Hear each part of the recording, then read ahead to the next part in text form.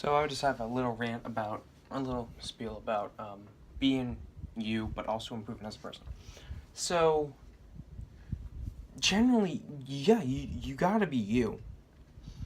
At the same time, you want to improve as a person. So there's a bit of a conundrum there because there's definitely like when you're younger, it definitely seems like a bit of a paradox, and it's really hard to like circumnavigate those two ideals. Both good ideas that you that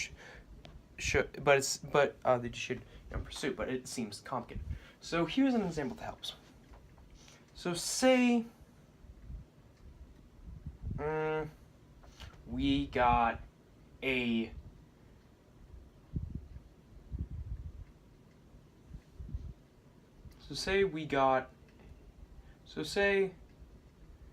no, people say you want to improve this. Well,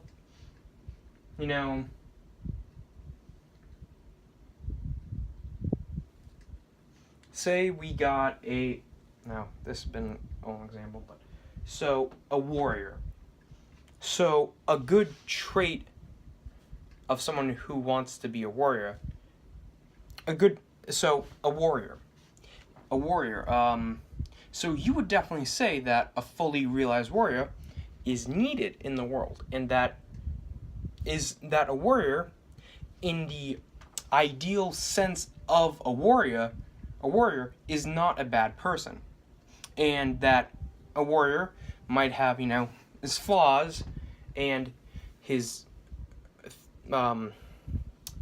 flaws, but his good qualities too, and but definitely so the quality of anger. And so in a warrior, anger is good, and we need that, and you want that. You want that anger. But in a diplomat, you don't want anger. You want calm or understand. So someone might say that want to improve as a person, and I get too angry I get too angry at people and whatnot.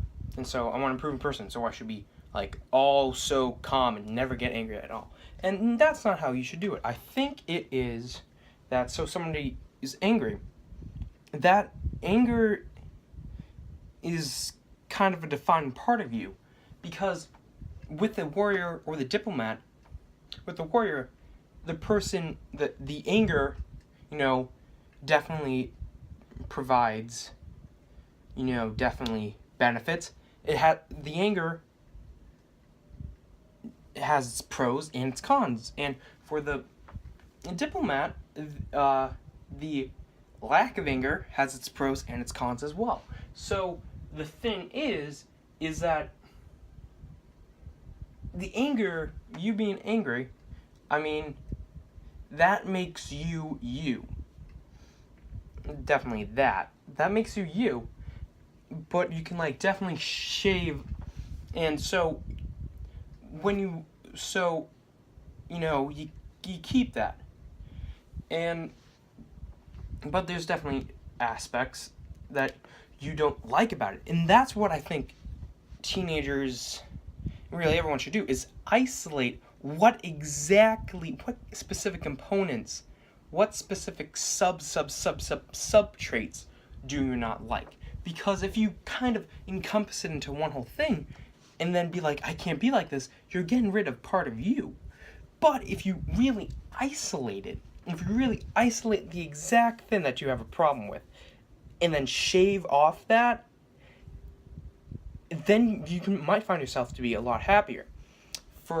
And just substitute any trait in. But also depend on what trait it is, because temperament is a lot more set in stone.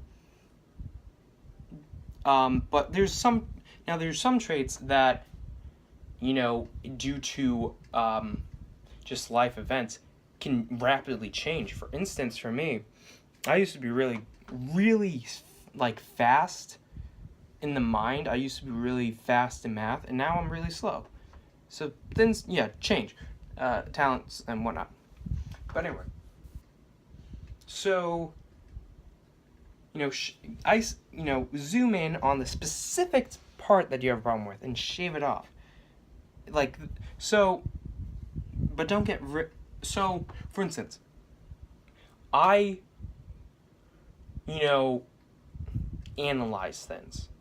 Some people say I overthink. Kind of agree, kind of don't. So I analyze things. That is a part of me. Now, people say I overthink. Yeah. So I analyze. And I like that about me. The thing is, so it definitely causes me more. So definitely when I think about, when I want to really find a solution to something, definitely due to how I think as a person, I definitely encounter more stress when I'm trying to think of a solution than other people, because I'm really trying to really find the best solution. So that's a con, but at the same time, a pro is that in when it goes good, I end up with a better solution than I would have if I didn't overthink or analyze. So now the thing I'm working on with my analyzing is when it becomes, so I'm not going to get rid of analyzing or overthinking, because that's who I am as a person, and I definitely like that. I definitely like find maybe a better solution. I am definitely willing to pay the price of that stress. For instance, for today, because of my overthinking or analyzing, I came up with great questions to ask on my first date. So, that's great. Great questions, and I'm pretty happy about that. So now the thing that I am trying to work on with my analyzing overthinking is not to get rid of it, because that's who I am as a person, as I just said before, but to realize when it's no longer gonna provide any substance. Like, if I keep reviewing it over and over in my head, so like if I'm frazzled already in the head, I might stop.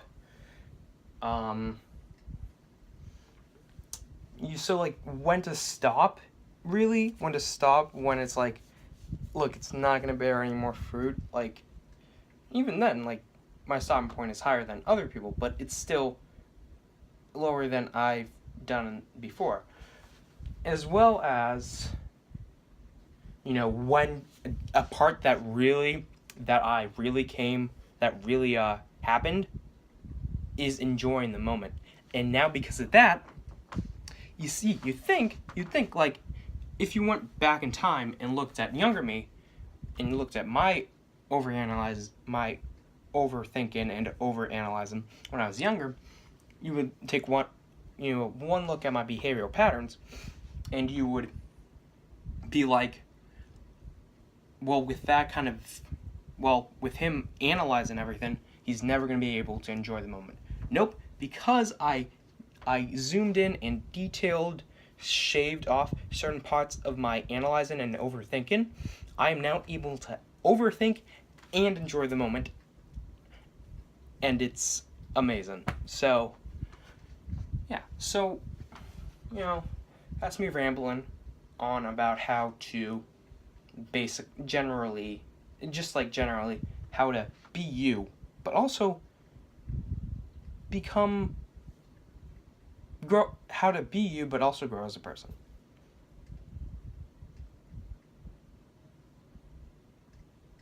Because every opposite trait has its pros and cons. So it's all about the details, and you detail shave, and you detail shave, and you detail water, basically. You detail weed, and you detail water, It's all in the details. Okay, good.